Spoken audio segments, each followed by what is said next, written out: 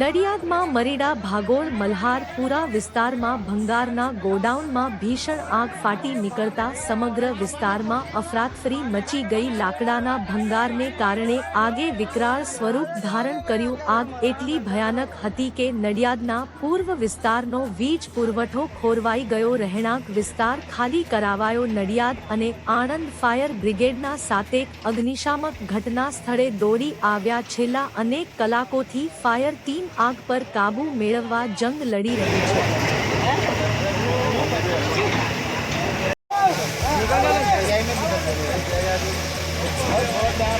ये तो भी ऐसा मैं जान